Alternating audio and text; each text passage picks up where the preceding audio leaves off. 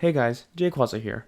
So I wanted to make a quick video as a buffer until my next video, which, depending on what happens after Christmas, will either be Sonic Racing Crossworlds or Fallout New Vegas. I want Fallout New Vegas to be the best video I can make, so I'm gonna need time on that.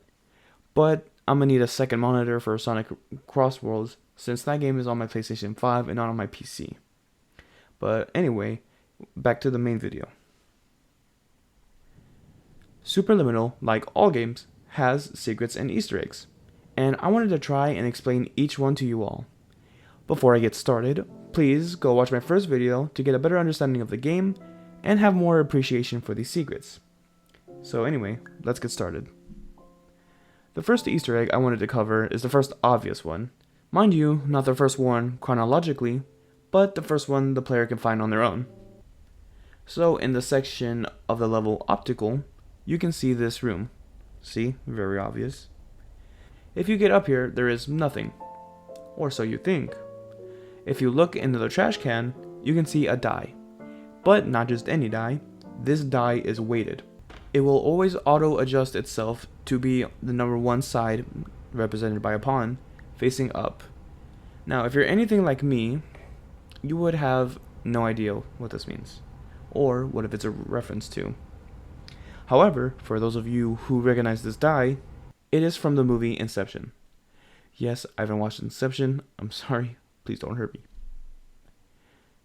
Anyway, in the movie, there are other objects associated with this die, and you might be wondering where those are. Well, in the next level, Cubism, you can see this golden bishop that slowly falls as if gravity is weaker to it.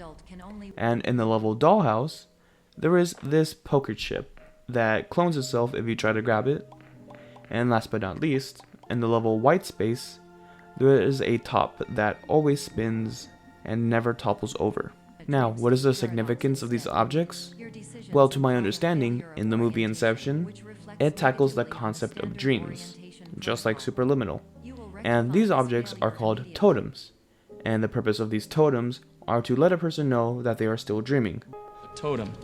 You need a small object, potentially heavy, something you can have on you all the time that no one else knows. Like a coin? No, it needs to be more unique than that. Like, this is a loaded die. I can't let you touch it, that would defeat the purpose. See, only I know the balance and the weight of this particular loaded die. That way, when you look at your totem, you know beyond a doubt that you're not in someone else's dream. And since we are dreaming in the entirety of this game, these totems show up with their unique properties. You got all that? Well, too bad. Moving on to the next set of secrets. Now, the first secret to show up chronologically is in the first level Induction, and it is this hidden glowing chess piece. If you collect it, it will begin to shine and disappear.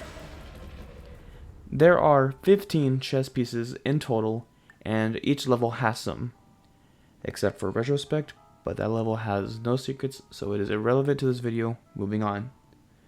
Once you have collected all the pieces, you can click on the monitor in the main reception area, and it will teleport you to a secret room with a chessboard in the middle. Now, you have to complete one move for a checkmate, and if you do, you'll get an achievement, and you'll hear this.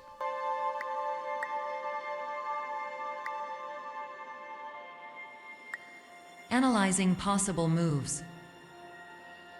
Calculating win probability. Analysis complete. I must resign. Congratulations, Dr. Pierce. You win. This secret is referring to a 1996 match between Kasparov, a champion-level chess player, and a supercomputer called Deep Blue, in which the computer became the first to beat a champion-level chess player. But in Superliminal, it is reversed. We, the human, beat the computer. The next set of secrets are blueprints. Now, in each level, again, except for Retrospect, there are blueprints to be found and scribbled on. And these blueprints show schematics of the dream world in the Pierce Institution. After finding half of these blueprints, this room opens up, and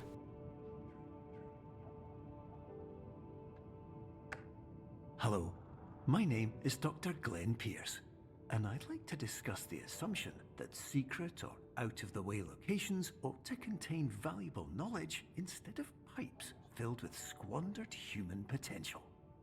They usually don't. If you think about it, they probably shouldn't. It's bad design. Cute. Now, if you find all of the blueprints, there is another secret room that opens up, and you'll see avocados? Hello, my name is Dr. Glenn Pierce, and in addition to the occasional puzzle generated by your mind, you may also repeatedly see images of things that you obsessively dislike, such as avocados. We believe this happens because you're obsessed with them. Now, these rooms are an obvious reference to... I actually don't know. The only connection I can find with the avocado room is in the level Blackout, where there is an avocado poster, and that level does have a secret, but we'll get to there. Let's move on to the next set of secrets. The next set of secrets are actually my favorite. In tucked away dark sections within each level, you get the idea.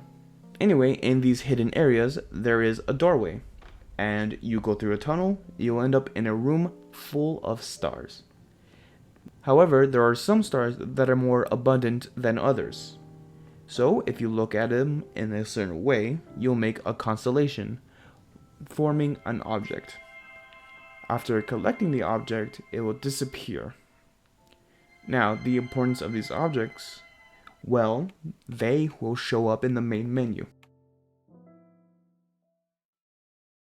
The next set of Easter eggs are actual, literal Easter eggs. In each level,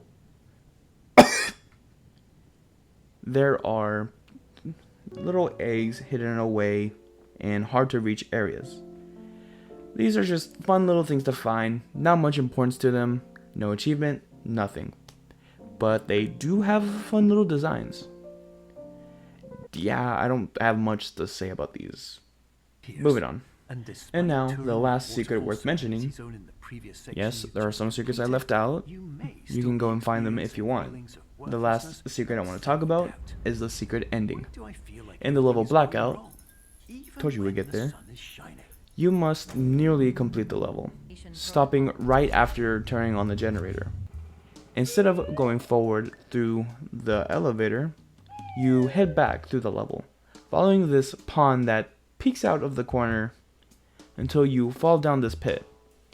Now you reach this hallway that, if you continue through, go to the right, you'll see a pond and a behind the scenes area.